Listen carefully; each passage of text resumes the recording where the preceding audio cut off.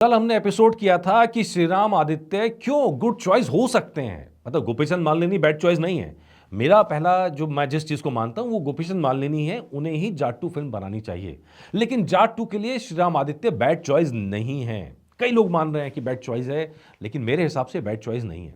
अच्छा, bad choice मानने की वजह क्या है उसके ऊपर भी आते हैं, और गुड चॉइस मानने की वजह क्या है उस पर भी आते हैं। नमस्कार, मेरा नाम है मनीष शर्मा और आप देख रहे हैं जनगण मन रिएक्ट्स, जहां दिल से बातें की जाती हैं, जहां मतलब फालतू के समोसे लेके रिव्यू नहीं होते या समोसे लेके बात नहीं होती, दिल से बातें करते हैं।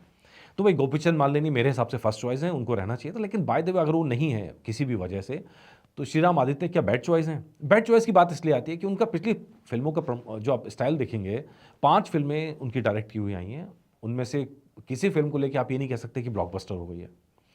और कई फिल्में तो फ्लॉप भी हुई हैं 5 में से। लेकिन उसके बाद भी अगर मैत्री मूवीज़ या पीपल मीडिया फैक्ट्री उन पे यकीन कर रहा है, तो उसकी वजह क्या है? वो वजह जानना आपके लिए बड़ा ज़रूरी है। देवदास आई थी 2018 में, प्रॉफिट देके गई। हीरो आई थी 2019 में, लॉस में रही। मन में आई थी, ये भी बहुत प्रॉफिटेबल नहीं रही। मतलब ये सारी फिल्में ऐसी हैं जिनको लेके आप मतलब कहेंगे यार क्यों चूज़ कर लिया फिर इस इंसान को। 5 वजह मैं आपको बता रहा हूँ, 5 वजह। ठीक है जी। नंबर 1, वो जो प्लान करते हैं वो गोपीचंद मालिनी से बहुत अलग है। मतलब गोपीचंद मालिनी का सिनेमा जो है वो मास सिनेमा है, मास के लिए करते हैं। लेकिन श्रीराम आदित्य जो करते हैं, उनका जो प्रेजेंटेशन का स्टाइल है वो थोड़ा सा डिफरेंट है। वो कुछ अलग खेल करते हैं। वो खेल क्या है कि भाई उनकी स्टोरी टेलिंग डिफरेंट है। मतलब कई बार लगता है कि यार क्या ये डिफरेंट स्टोरी टेलिंग आम पब्लिक को पसंद आएगी कि नहीं आएगी। पिछली 5 फिल्मों का रिकॉर्ड तो बहुत अच्छा नहीं रहा है, लेकिन उनका कहानी कहने का तरीका अलग है, डिफरेंट है। उनके नैरेटिव बड़े सॉलिड होते हैं, वो पूरी कन्विक्शन के साथ फिल्म बनाते हैं। और अब जाट टू जब आएगी, उसमें डायरेक्टर का वही कन्विक्शन चाहिए। अगर डायरेक्टर कन्विक्शन उसके अंदर नहीं होगा तो जाट टू सक्सेस कभी नहीं हो सकती। जैसे गोपीचंद मालिनी को कन्विक्शन था कि सनी पाजी इस रोल में एकदम फिट बैठेंगे, वो तो जो करना चाह रहे थे पूरा कर नहीं पाए। अगर पूरा कर जाते तो वाकई में बहुत बड़ी बात होती, लेकिन वो कर नहीं पाए। लेकिन उसी रिजल्ट को देखते हुए ये फिल्म बन रही है। तो उनका यूनिक स्टोरी टेलिंग का तरीका है, वो आपको जाट 2 के अंदर दिखाई दे सकता है। नंबर 1 बात। नंबर 2 बात, वो विजुअली रिच स्टोरी बनाते हैं। अच्छा, विजुअली रिच का मतलब कि जब आप सिनेमा देखने जाएंगे तो सिनेमा देख के आपको मज़ा आएगा। सही बात है, कई बार स्टोरी अच्छी नहीं बनती है तो लोगों को पसंद नहीं आती, एवरेज हो जाती है। लेकिन स्टिल विजुअली रिच तरीके से, जिस तरीके से वो पूरी कहानी कहते हैं, वो कहानी फिल्मांकन करते हैं, सिनेमाटोग्राफी करते हैं, वो कहीं न कहीं एक बड़ा तेवर दे सकती है जाट 2 के लिए। जाट 2 की कहानी तो बेसिकली कहीं न कहीं एक सेट कर ही दी गई है कि भैया कैसे बांग्लादेश के अंदर घुस के मारा था, जेल के अंदर मारा था। इवन वो वाला जो पुशअप वाला जो सीन था, जो ट्रेलर में भी था, वो अपने आप में एक एक पूरा कहते बुलडोज़र नाम क्यों पड़ा, वो बुलडोज़र की कहानी पूरी बाकी है।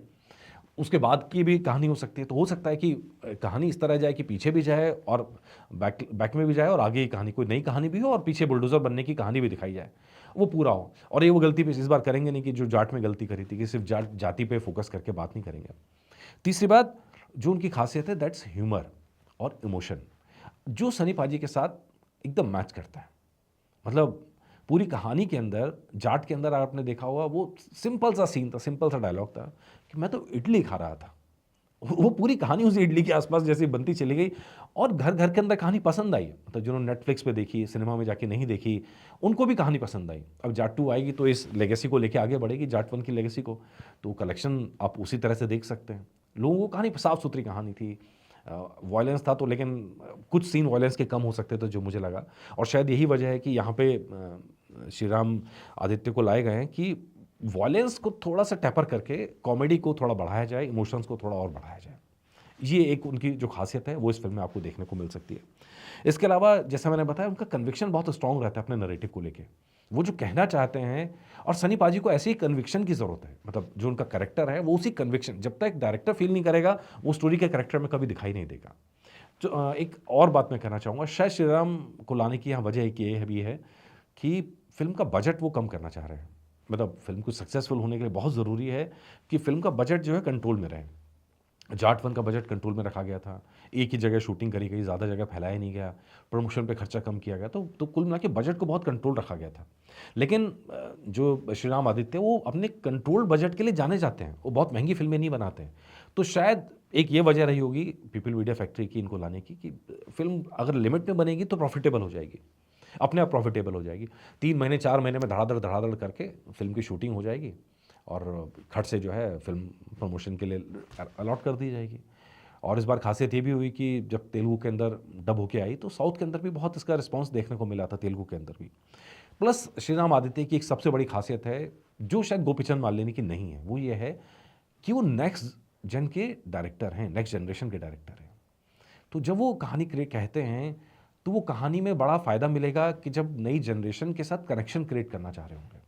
अगर नई जनरेशन के साथ कनेक्शन क्रिएट कर लिया तो सनी पाजी की फ़ैन फॉलोइंग में ज़बरदस्त इजाफा होगा।